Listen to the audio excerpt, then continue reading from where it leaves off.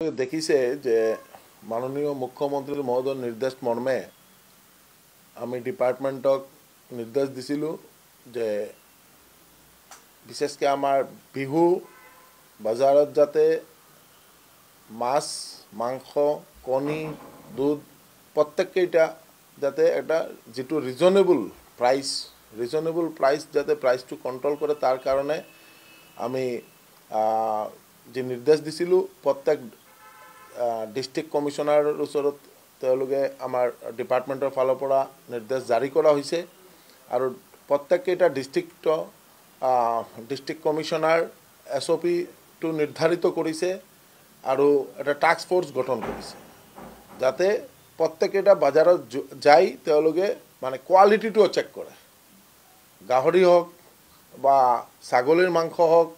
বা ফিশ হওক প্ৰত্যেককেইটা যাতে কোৱালিটিটো চেক কৰে আর মানে রিজনেবল প্রাইস যাতে প্রাইসটো কন্ট্রোল করে তার কারণে এসোসিয়েশন যত প্রত্যেক জেলাত এসোসিয়েশন আছে এসোসিয়েশনের লগত কথা পাতি যাতে প্রাইসটো কন্ট্রোল থাকে আর আমার গোটে অসমৰ রাজ্যে যাতে এটা রিজনেবল প্রাইসে মাছ মাংস কণী দুধ সব যাতে মানে পায় তার কারণে ব্যবস্থা লওয়া হব আর আমি একটু আশা রাখো যে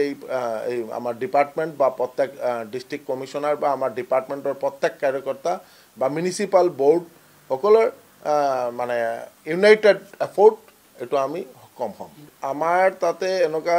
মানে আপনার এই দুই তিনজন বন্ধু মানুষ আমাক কৈছিলে কোৱাৰ পিছত আমি অলৰেডি বাজাৰ ইয়ে কৰিছো বা এসোসিয়েশনের লগত আমি কালি আজিও একবার মানে 5টা বজাত আমি তেওঁলোকক ডাকিছো যাতে মানে আমার যাতে কোয়ালিটিটো আৰু প্ৰাইসটো যাতে কেতিয়াও মানে যাতে এটু ইয়ে নকৰে ওভাৰলুক নকৰে কারণ আমি প্রাইস যদি বাড়ে আর আমার যদি ডিপার্টমেন্টে যাই তাতে ধরে তেতিয়াহলে অ্যাকশন হব একদম এটু তাতে কোনো কম্প্রোমাইজ নাই এটু একদম খাটাং আমার ডিসিশনটো যে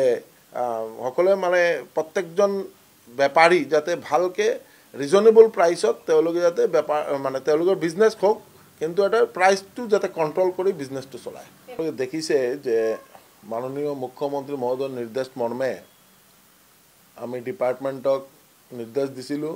যে বিশেষকৈ আমাৰ বিহু বজাৰত যাতে